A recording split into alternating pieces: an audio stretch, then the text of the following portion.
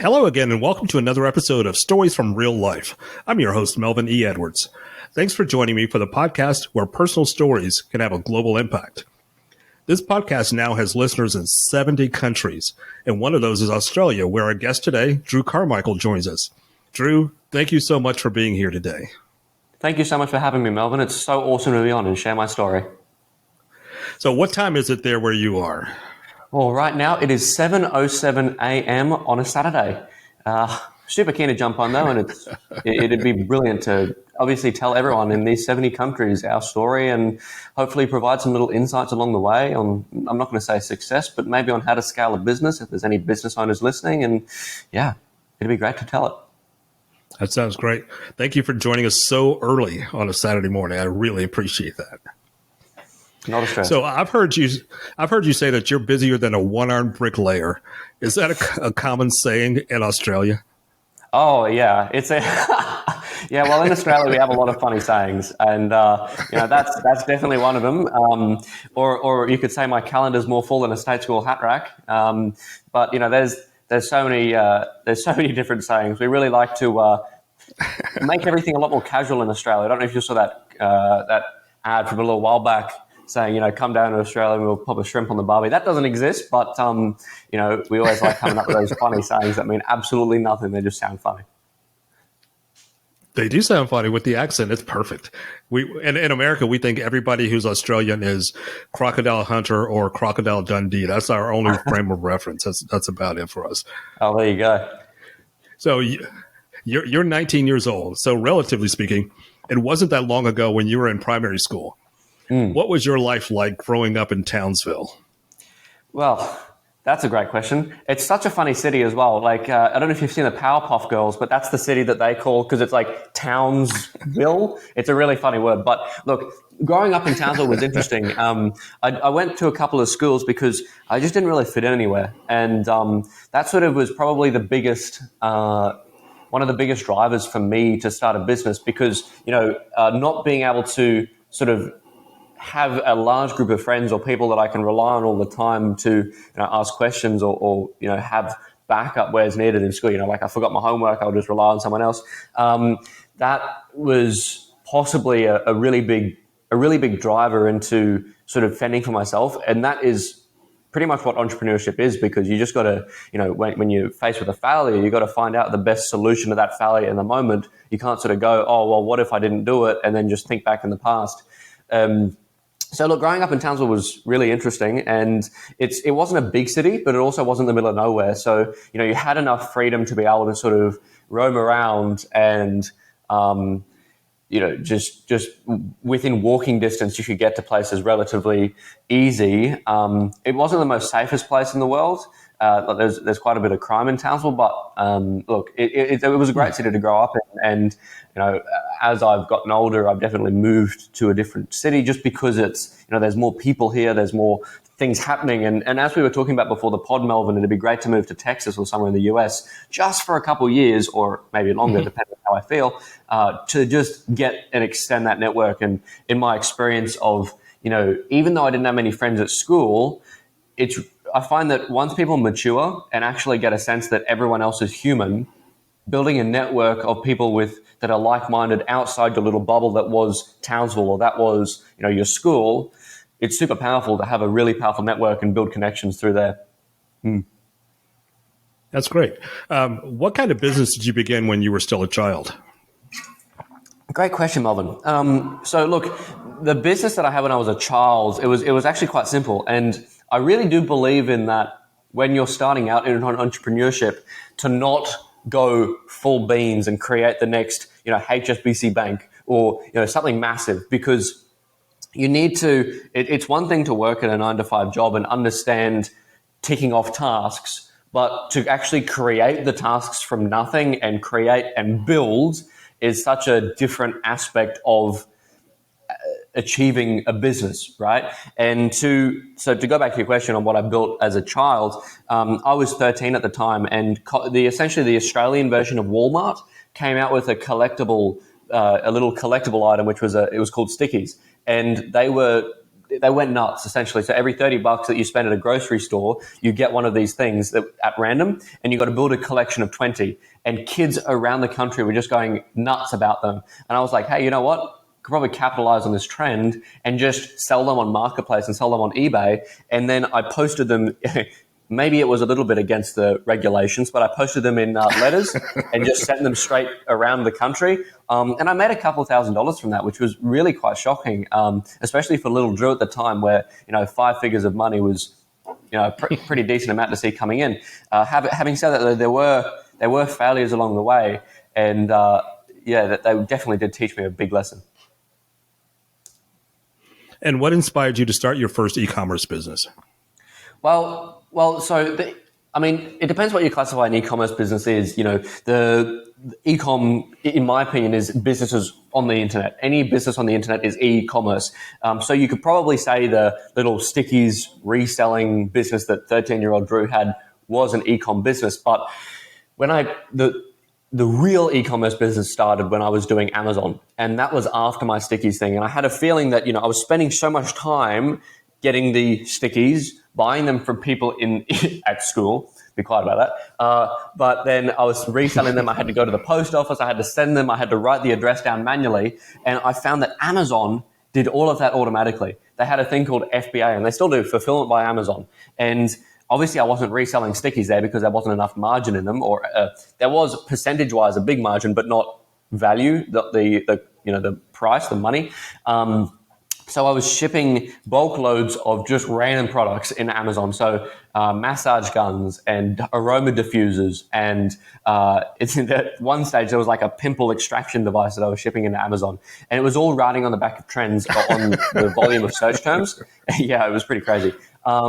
But at one stage, that is where it really started taking off. And that is where the money sort of started coming in. There was a failure associated with that, though, that at one stage when I had 100 load of massage guns, and it was like my third or fourth 100 of massage guns in Amazon, they changed their regulations as they were on a boat because, of course, sea shipping takes months to get to Australia, at least from China.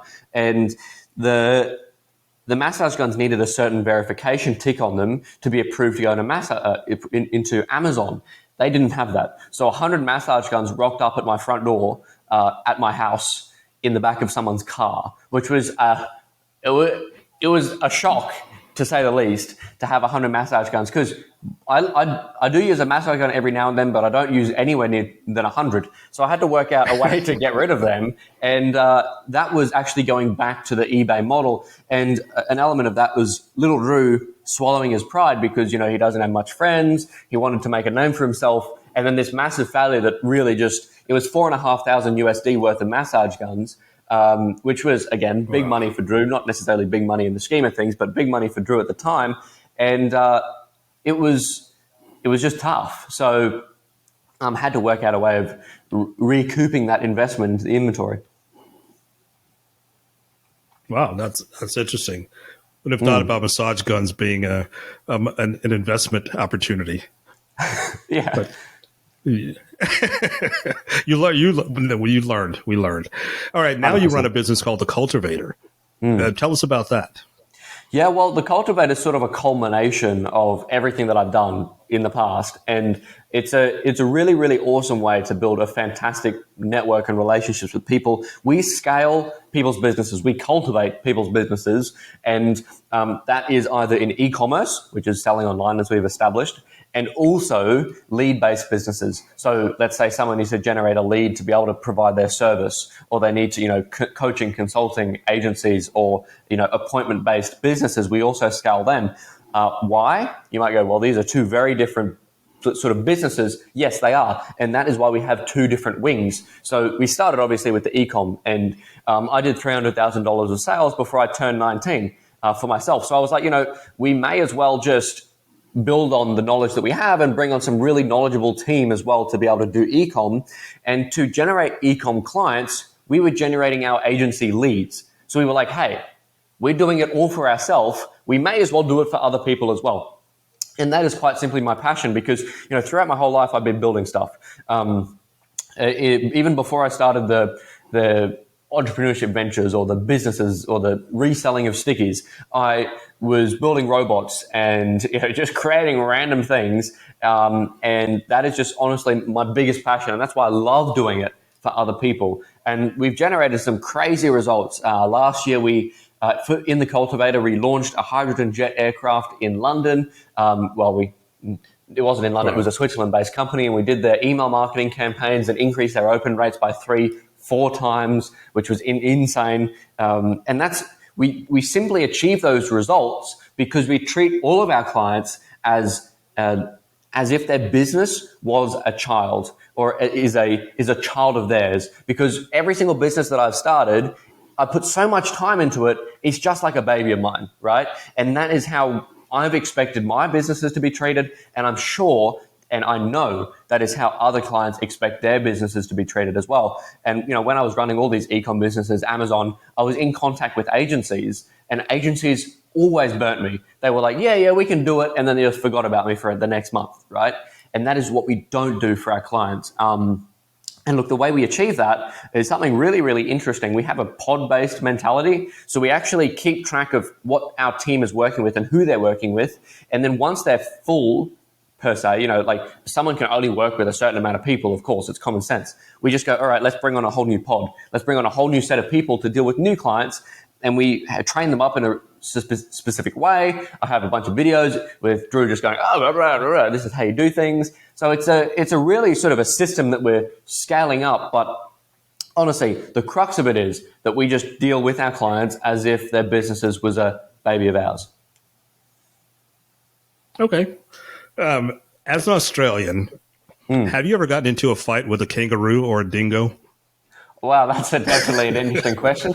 No, I haven't. I've driven past a bunch of dead kangaroos. In Townsville, there was actually a bunch of wallabies, so they're like little kangaroos out the back of my house, and I fed them. Actually, no, didn't. Okay, Australian government didn't feed them. He didn't feed them. He didn't feed kangaroos them. They stole food from Drew. Yeah. The food's gone. No, you can feed wallabies and kangaroos at certain zoos, and it's out of your hand. It's pretty awesome. There is definitely some interesting wildlife around Australia. I've definitely spent more time, I would say, in the water with Australian wildlife than I have on land. I don't know why. Probably because it's so hot and the water's nice and cold, and I can just chill out in there. But yeah, there's definitely been some interesting encounters with sharks and ooh, let's not get eaten today. Probably the best idea. Yeah. That seems like a steadfast plan. Always don't get eaten today is a steady way to go about life. You can't worry about tomorrow. Just no, not today. Yeah.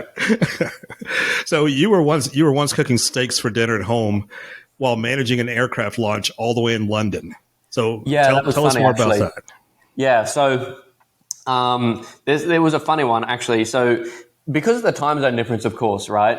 A late at night or a sort of or was it morning? Oh no, it was morning. My apologies. A morning event that was occurring in London. I was having to watch on a live stream on my phone, and it was like I really had to have dinner because I did all this preparation before the event to get the emails running and to get the stuff prepped. I ended up cooking steaks on the barbecue while I was watching this thing and, managing the Telegram channels to make sure everything's flowing all right. But I don't want to say that I always, when I'm on a client call, I cook dinner because that's not what I do. But just this one instant, it was really funny. I was watching the fruits of my labor come to life on my phone while I was just flipping steaks on the barbecue. And trust me, I did get it nice, medium rare while I was doing this. I'm not a good multitasker, but this moment, that was good. You got to keep your priorities straight. Steaks. 100%. Ahead of everything else. So speaking of steaks, have you ever been to an Outback Steakhouse? Well, that's the Australian Outback Steakhouse in the US, is it not? Yes. Yes. When I was in the US last, I saw with blooming onions. Oh yeah, no. Well, what's the difference between an Outback Steakhouse and a normal steakhouse? Nothing really. The commercials have an Australian accent. That's about it. I just go, "G'day, mate. How you doing? Can I get you a yes? That's what they say. Barbecue, mate. Yeah, rightio. Okay. Yes, that's cool. But you've never been to an Outback Steakhouse. Not in the US. I don't think we have any here. We just have like normal barbecues. If you're looking for a good Australian barbecue, it's called a Weber. It's Weber, I think, or two B's, can't remember. But oh man, they cook some good steaks. If I'm ever in Texas and you need a steak, get me a rib fillet or something, and I'll whip it up for you. I've actually been to a Weber Steakhouse in Chicago. Oh, so they have those here in the United States too. They do. Okay, there you go. They do. All right. So you once had a meeting with one of your best clients on a super yacht at an air show. What happened there? Well, okay. So this was a few years ago, and it's really an interesting story because it's funny. I did tell you to ask me this question, and I haven't been asked it on a podcast before. So there you go. But yeah, no. Look, this was an air show down at the Gold Coast in Australia, just off the coast, the East Coast, and this is really an important way to meet people. Just be open to every single opportunity. So a friend of ours decided to invite us out on a boat. It wasn't a promotion; it was like just a get together of their friends and stuff. And it turns out that one of my best clients now was on that boat, and it was sort of hard to chat because there was like F-18s going past and like helicopters and Chinooks and all this stuff. Like it was an epic day. Let me just say that it was an epic day. But on the boat was a client and a potential client, right? I obviously didn't know that at the start, but as we started talking and as we just treat each other like a normal person, it turns out they had an e-com store that they needed scaled.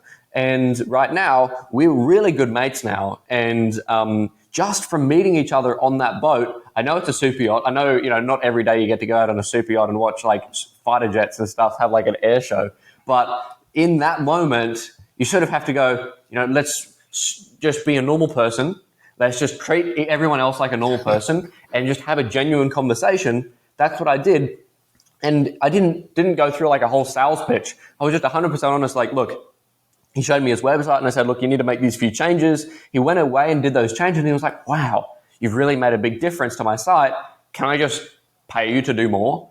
And in fact, that was possibly the changing moment for me to go, wow, there's a huge potential in this agency model in helping cultivate people's businesses, and let's just make that a thing. So look, all in all, the air show was epic. Like the planes were whizzing past and all of that stuff. But you just got to go, you know what? Let's just have a genuine conversation. Let's enjoy the moment with other people because you never know who you're going to meet and everyone's a human. So you may as well just enjoy it with everyone. Enjoy your experience with everyone. And chances are you could probably partner up with a few people. That sounds like a good plan. So did your family support your business ventures as you've grown up? That's a great question. So are you talking about monetary or are you talking about just in general? Because I would like to say in general. In general? Okay. So look, they at the start, Dad was like, look, I'm not going to give you too much money because, you need to work out if this is actually going to work, right?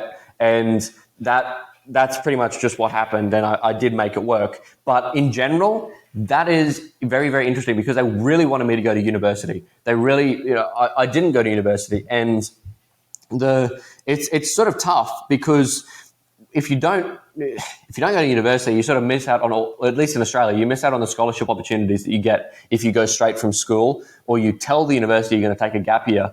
I didn't really do either, and I got some great scholarship opportunities, and my family was like, look, Drew, they were a bit apprehensive, and the last thing I want to do is can out my family, right? And, I really appreciate their support, their support now and their support across the whole time. But there's definitely been moments that it was tough to say to them, look, I get it, and I get your wisdom, I get your years and years of experience on me, and I get how, concerned you might be for me giving up this opportunity, but I feel as though, and this is me saying that, I feel as though that I just got to make this leap of faith and back myself and trust my ability in this. And ever since that decision, I pretty much have not stopped working. there's been no alternative for my channel. Yeah, I can't really fall back on a university degree right now because I've consciously decided, it was definitely an option to go to university, but I've consciously decided, and a little bit insanely decided, to go on this venture to create a business on its own. Well, I'm guessing you haven't had second thoughts about that because you seem to have been pretty successful. So how did you feel when you hit your first six-figure milestone before you turned 18 years old? That was, I actually didn't realize because I'm so focused in the month to date or the week to date figures on that store. I checked back a few weeks later. I'm like, oh, I'm already 110, 120. So it's like, I just didn't realize it was like a microscopic party popper moment. I don't know if you guys have those in I was like, oh, I achieved it. Oh, well, it is what it is. But that was way before I realized something really, really key. You got to celebrate your wins because now, when I have more and more stuff happening, at that point when I was just focusing on one thing, that was cool. When you're focusing on one thing, you can have a loss, but your losses are sort of limited.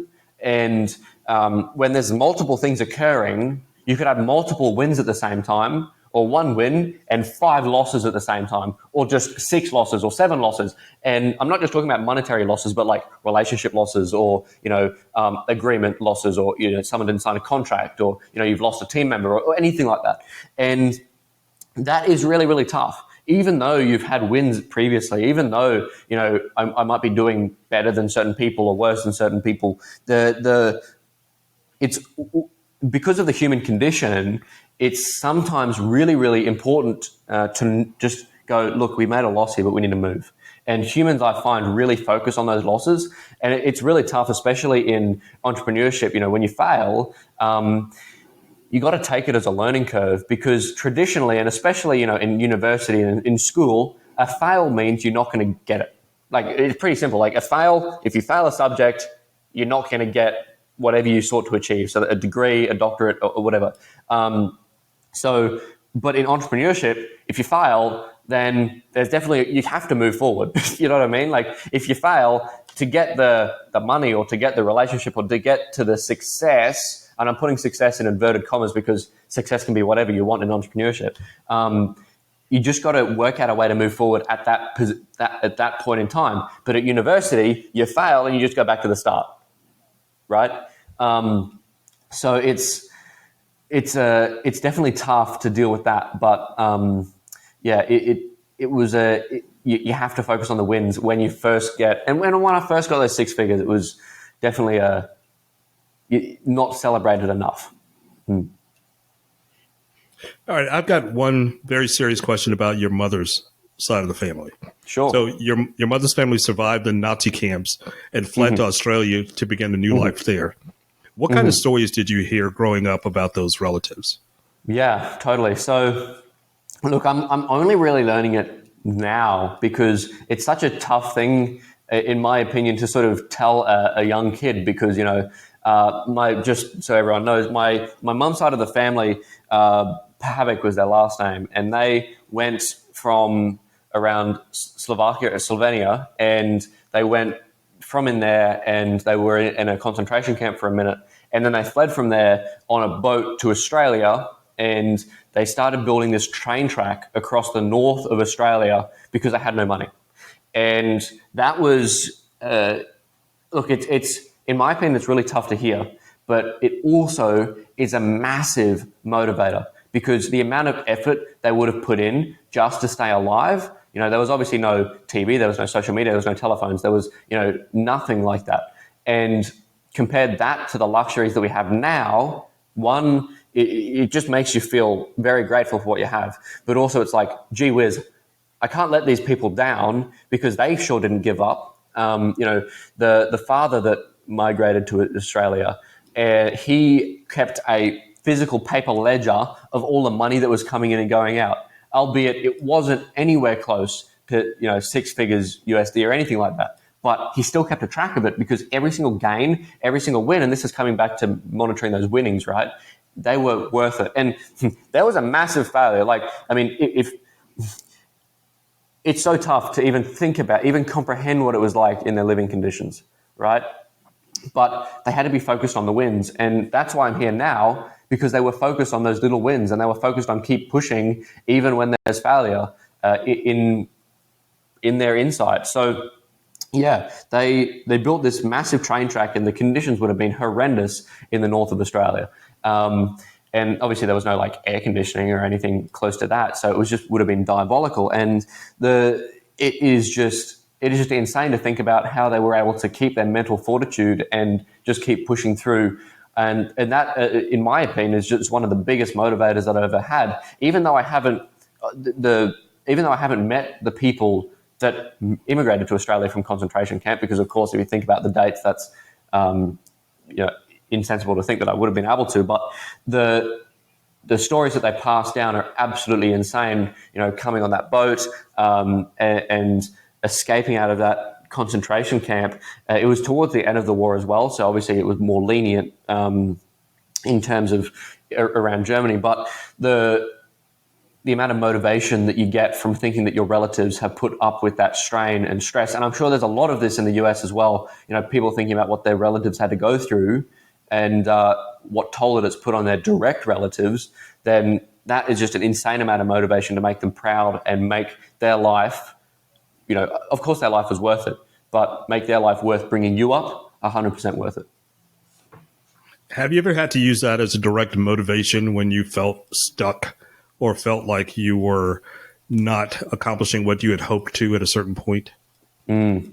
Look, there is always times that I have to bring on some sort of motivation, whether that's thinking of what they had to go through, thinking of, who raised me.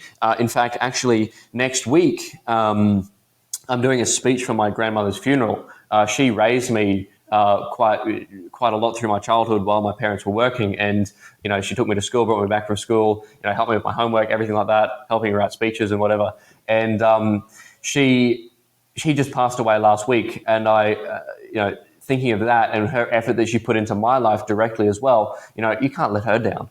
You can't let her sort of think that she went to all this effort to bring me up and let her down. So everything that I think is just who has put effort into your life to make you who you are. And yes, you can think about what bad choices you've made, and you could feel bad about them, and you can wish that you didn't make those choices. But the only thing that you can change is now, and make them proud from the future choices that you make, or that I make, or whoever makes. So that is exactly what I do think of, Melvin. You're entirely right. All right, and I'm sorry for your loss, your grandmother. I appreciate that. Thank you. All right, let's go back to your businesses. What are your favorite tools for scaling an e-commerce store? Oh, I like this question. Okay, cool. Let me reframe my brain as well, because that was a very deep question you asked me before, so I need to sort of reframe Yes. now. But so scaling an e-com store is a very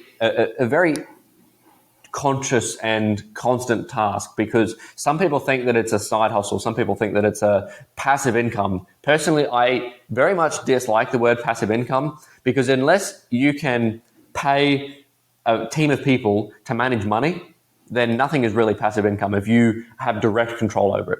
So, and an e-com store is exactly direct control. So an e-com store, I highly recommend to be on Shopify. I don't recommend WordPress or WooCommerce unless you're a really massive store that has the ability to, use WooCom, design it in a certain way. And because WooCommerce has a lot better payment fees and a lot better, if you're doing a large amount of payments and sales volume, then WooCommerce will suit that a lot better because it has a lot less fees. But Shopify is fantastic for the lower startup stores that are just getting started. So maybe less than like $1 million a month or something, like they can still get pretty large in Shopify. But Shopify is great. So use Shopify. That's my first tool. Second tool, I would definitely recommend to make sure that you have the Google and YouTube app installed on Shopify, and also the Meta app installed on Shopify. So Shopify is really great with apps because you can just add tools in there, and make sure that you're on those, because you can't sell a secret. And we tell clients that all the time.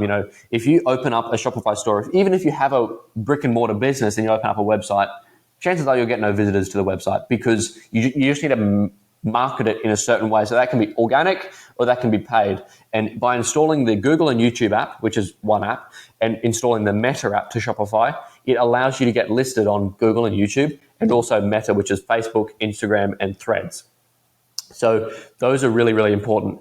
And then after you do that, I highly recommend ensuring that the Google and YouTube app is connected to Merchant Center, which allows your products to be brought through to the shopping page on Google, and then also installing Microsoft Clarity onto e-commerce websites. In fact, install Microsoft Clarity onto any website you have. That can be on WordPress, that can be on Wix, Webflow, Framer, it could be on Shopify, anywhere. Install Microsoft Clarity, because Microsoft Clarity allows you to see what people are doing on your website, to the extent of watching back recordings where people are clicking, where they've come from, the heat maps, and essentially how they're converting.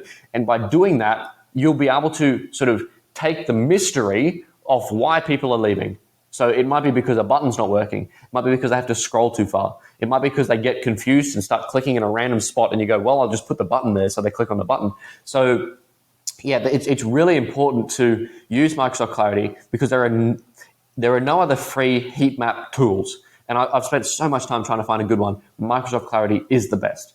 So with Microsoft Clarity, we were actually able to find that we made sales from ChatGPT, which is a really, really interesting observation. That's really interesting. I wasn't even aware of Microsoft Clarity, so I'll have to make sure I include a link in the show notes when this episode airs. So what's your go-to strategy for negotiating with manufacturers? Oh, okay. Great question. So negotiating with manufacturers is something I love to do. And I love doing business with, I know this is going to sound weird, especially talking to an American here, but I love doing business with China because they're just so quick and they will do anything for money. Like, they will do anything. In fact, that guy that I had a meeting with on that boat in the air show, he actually just went to China and had a sit-down meeting with his supplier to get better rates, to get better, and then the supplier was like, you know what?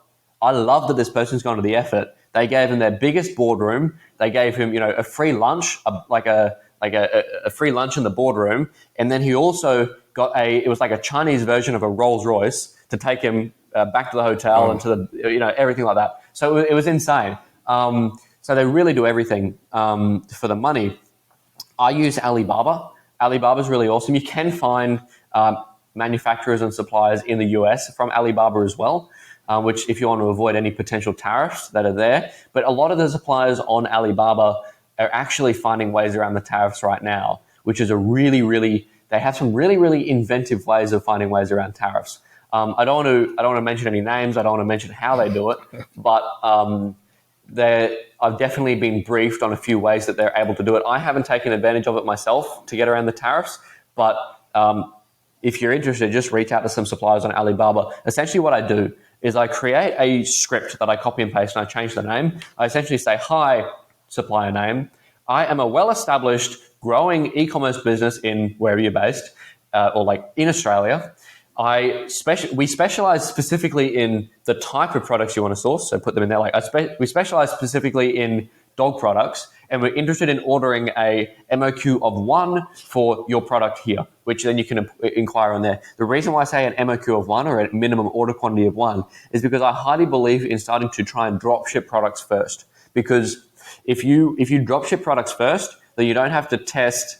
You can test the product pretty easily, and you don't have to bring in a large inventory quantity before you test it. Even though the shipping times may be a bit worse, even though you might not get enough customization features, it's best to drop ship and test your abilities. Because if you're just starting up an e-com store or you're just expanding to e-commerce, being able to drop ship will mean that you can test your abilities to market the product. Otherwise, if you're buying, 1,000, if your MOQ is 1,000 and you're buying it for like $20 each, you'll spend $20,000 and then you have $20,000 hanging on the fact that you can market for the first time in your life. So I highly recommend that you drop ship products and then test on there. It might be a slow start, but having the supplier open to that agreement is 100% beneficial. All right. What's one marketing trend you think entrepreneurs should leverage in 2025? Oh, okay. All right. All right. I sound like Matthew McConaughey. So look, I think I'm not a trend guy. I tried to capitalize on trends with my first e-com businesses, and that went really well. But the biggest thing, though, that really carried the business, and I learned it very quickly, was creating a brand. Because if you're capitalizing on a trend, if the trend stops, then your business stops as well. If you create a brand and you take advantage of the trend with the brand, you'll get people into your brand, but then people will buy again because they like your brand.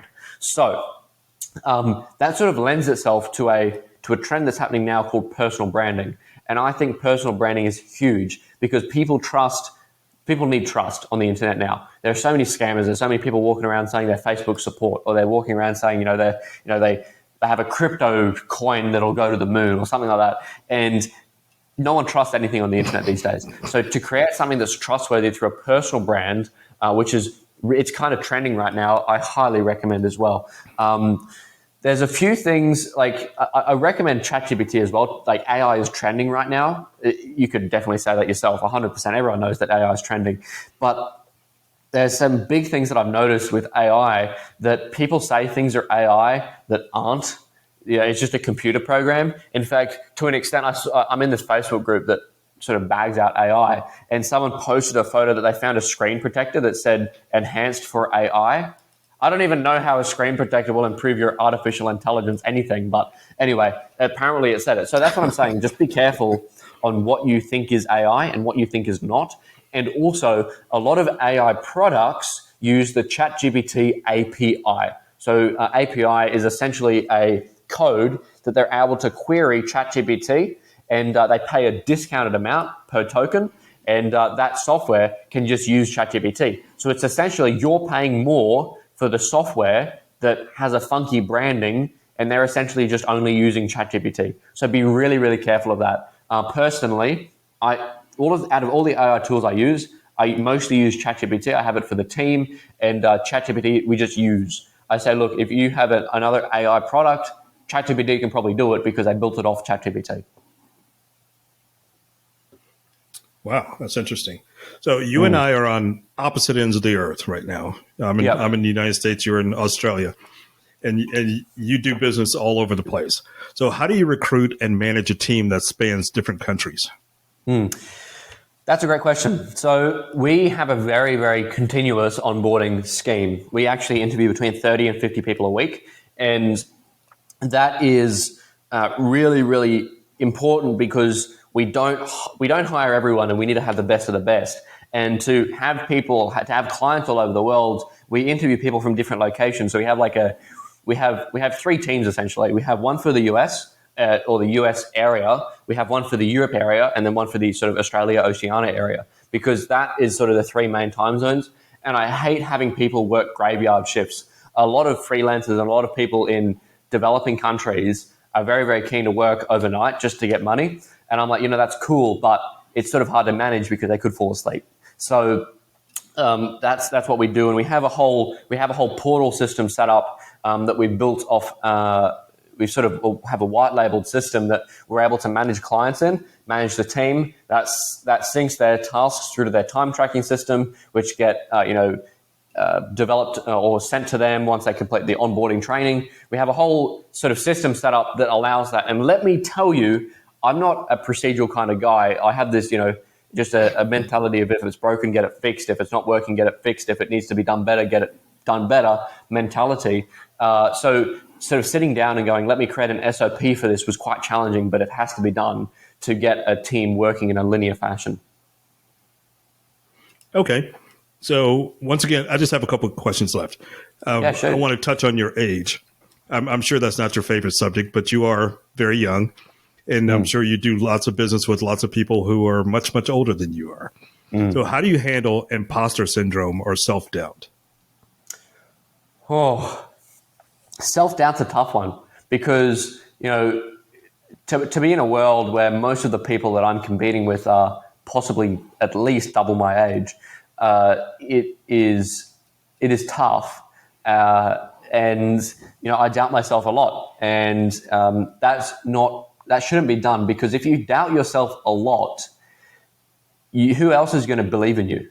And I have this poster set up behind my camera. It says, if you do not believe in yourself, no one else will. It's written up behind my wall there. So while I'm on my computer, I can see it. So essentially what that means is, well, it's pretty simple. It's self-explanatory. It's common sense. If you don't believe in yourself, if you don't have courage in yourself, how can you show other people to believe in you as well?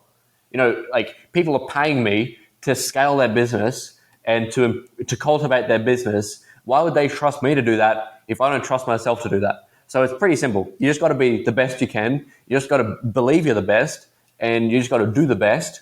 And that is essentially the crux of it. It's a lot of what I do is common sense, and a lot of business is common sense. It's not like, ooh, we have this funky tool that really scales it, because it's pretty easy to find those tools now because of the internet. Like it's hard to gatekeep something. So it's a lot of common sense, just finding what works and just going ham with that. Okay, a final question today. What's one piece of advice you'd give to someone starting with no capital? Okay, starting with no capital, that's interesting. Yeah, look, if you start with no capital, that was very much me. And starting with no capital is possibly the best way to go, because you need to generate a net profit from the get-go if you're starting with no capital. It's very hard to start with no capital and then find them anyway, it doesn't matter. If you start with no capital, then what you need to do is just get the money coming in somehow. So that is selling something small, selling something efficient, telling someone else that you can sell something for them, telling someone else that you can do something for them, like mow their lawn, cut their grass. That's the same thing. Gurney something, which is like pressure wash something. Or, do their dishes, something very simple, just on your own terms. Like you might go, oh, well, I can have a 9-to-5 job that cuts grass. You can, but it's a whole different story to actually find the work yourself and get it done yourself, and then tick that off the box and then move on to the next task. That is what an entrepreneur does, and they just get work done. So that is what I recommend. If you're starting from no capital, just do the unimpressive, the unenjoyable, the possibly embarrassing jobs first, to then get the ball rolling, and then you can scale up from there, whatever that is. Like I have a mate who is a pressure washer. Like it's not like you go to a world function, you say, oh, I'm a pressure washer. Okay, great. But he's just bought his own car. He's just moved out. He's just, he's renting a place. So he's been able to do well for himself by doing the ugly jobs, but it's not ugly for him. It works, and it's all power to him, right? So if you're an entrepreneur, you have zero capital, don't go out and say, hey, I'm going to start an international marketing agency. Build up from the ground, build up from where you need to build from. It's only that people who are really successful now have gone through that process. They've started from somewhere. So don't compare yourself to other people, because you don't know what they've gone through, and your situation is never going to be the same as someone else's. Well, that's great advice as we start to wind down this conversation today. Our guest today has been teenage businessman Drew Carmichael, who joins us from Australia. Thank you so much, Drew, for being here today. I've enjoyed this conversation. Thank you so much for having me, Melvin. I really do appreciate you as well. Please go to my website at podcastreallife.com for more information about my guests and the things we discussed today. That's it for today's episode of Stories from Real Life. Join us again next time for another chance to learn from each other. Until then, don't forget to shine your light wherever you go. And that's a wrap.